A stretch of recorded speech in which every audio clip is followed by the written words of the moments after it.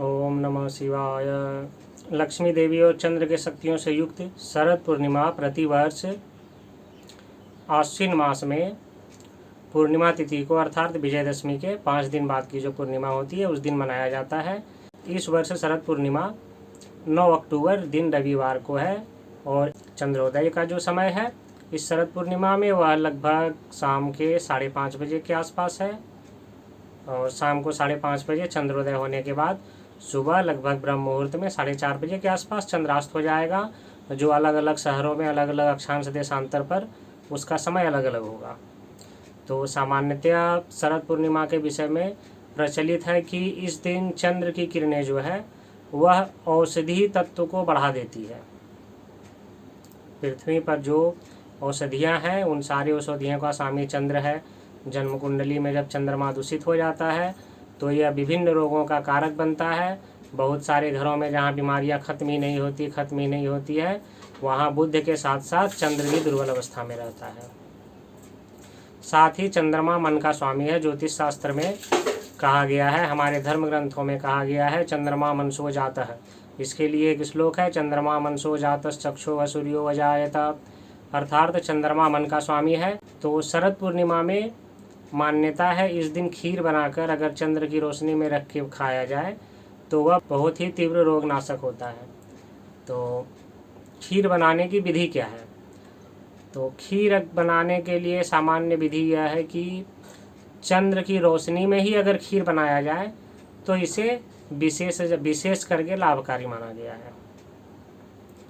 तो चंद्र की रोशनी में अगर खीर नहीं बनाते हैं तो खीर कहीं भी बनाएं, लेकिन उसको चांदी के बर्तन में या कम से कम स्टील के बर्तन में ना रख के मिट्टी के बर्तन में बनाएं। मिट्टी के बर्तन में खीर रख के उसमें चांदी का एक सिक्का या चांदी का चम्मच कुछ भी डाल दें, क्योंकि चांदी रोगनाशक होता है, चंद्र का प्रतिनिधित्व करता है।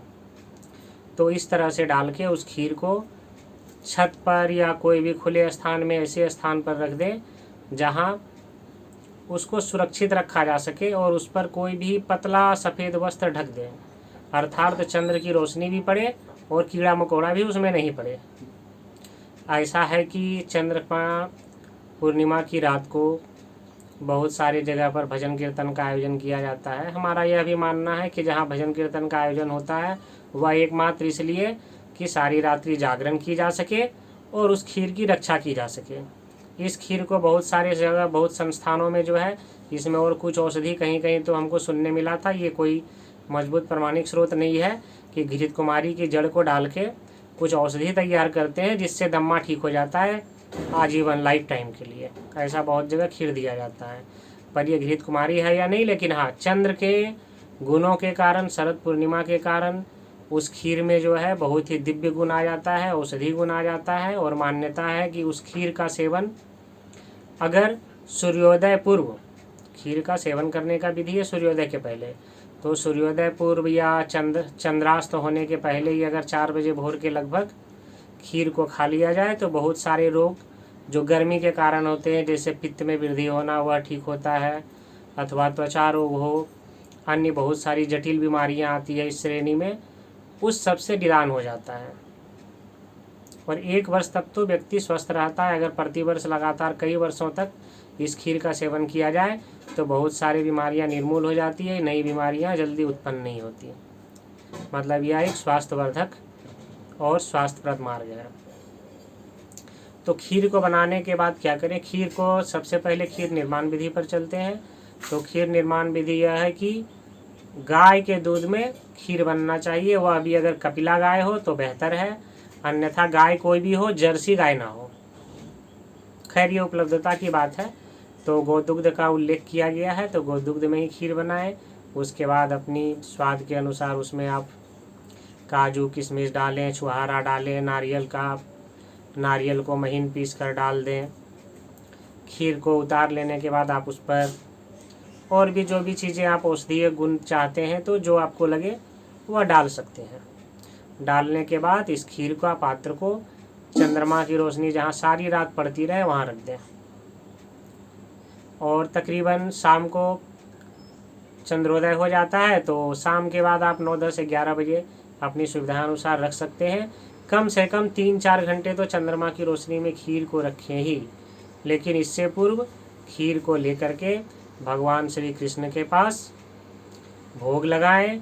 कृष्ण का कोई भी मंत्र, ओम क्लीं क्लीं नमः, ओम कृष्णाय नमः, या कोई भी कृष्ण के मंत्र को जप करते हुए भगवान श्री कृष्ण का पूजन करके खीर को उनको समर्पित करें और फिर जाके चंद्रमा की रोशनी में रखें। इस प्रकार से खीर में आपको देवत्व की कृपा मिल जाएगी। फिर भगवान का स्मरण करके खीर का सेवन करें। यह खीर आपको 1 वर्ष तक बहुत ही स्वास्थ्यप्रद रखेगा। और इस पूर्णिमा को कुछ ऐसे योग भी हैं, जैसे बुद्धादित्य योग हैं, गजकेसरी योग बन रहे हैं, शश योग तो चल ही रहा है। तो इस तरह से यह बहुत ही शक्तिशाली पूर्णिमा है। जरूर शरद पूर्णिमा का यह प्रयोग अवश्य करें।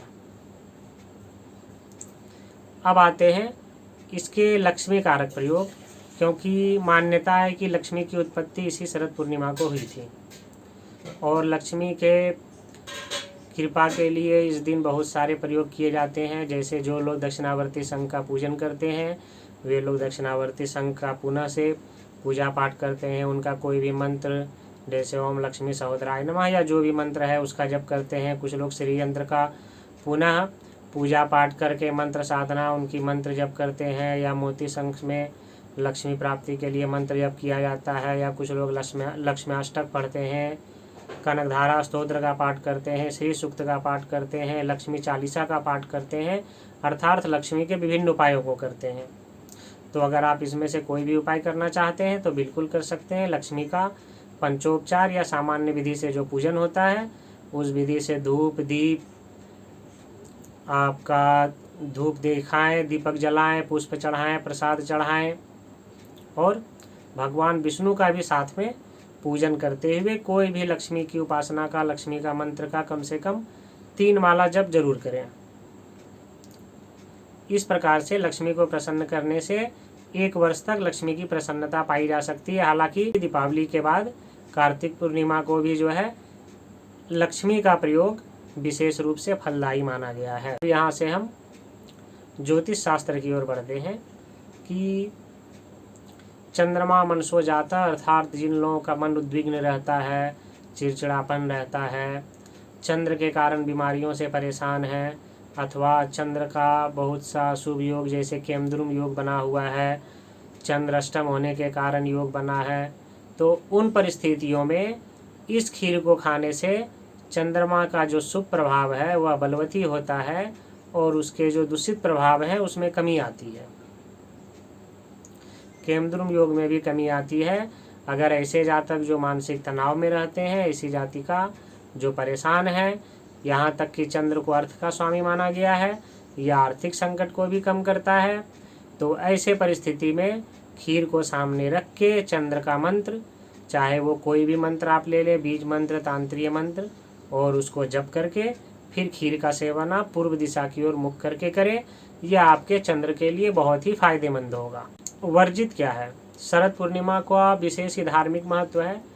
इस दिन के नियम से ही कार्तिक स्नान का जो है आरंभ हो जाता है और शरद पूर्णिमा को विशेष रूप से कहा जाता है कि अगर चंद्र का शुभ फल चाहिए, सुख शांति चाहिए घर संसार में, अपने जीवन में, तो इस दिन नशा या कोई भी अशुभ कर्म से बचना चाहिए, व्रत से व्रत पूर्वक रहना चाहिए, फलाहार पर रहना चाहिए, उपवास रहते हुए रात्रि काल में लक्ष्मी का पूजन, चंद्र का पूजन करना चाहिए। इससे चंद्रमा का शुभ फल प्राप्त होता है। तो चंद्र का यह जो है 3 विशेष महत्व शरद पूर्णिमा का। खीर का निर्माण विधि, खीर कब खाएं, अर्थात भोर भोर में सूर्य की किरणें ना लगे, खीर का सेवन कर लें।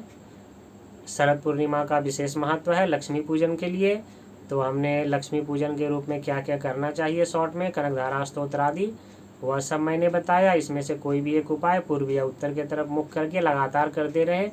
बहुत सारे उपाय करने के बजाय जो बहुत बेहतर उपाय हैं, जो आप लगातार अपने जीवन में करते आ रहे हैं लक्ष्मी प्राप्ति के लिए, उसी उपाय को करें, वह ज़्यादा प्रभावशाली होगा, रिपीट होते रहने के कारण बार बार। उसके बाद हमने और इसके महत्व को बताया कि इस दिन व्रत पूर्वक, नियम पूर्वक रहने से चंद्र अच्छा होगा। वैसे भी पूर्णिमा का व्रत चंद्र का शुभ फल प्राप्ति के लिए किया जाता है, जिसमें आश्विन पूर्णिमा को जो है विशेष महत्व दिया गया है।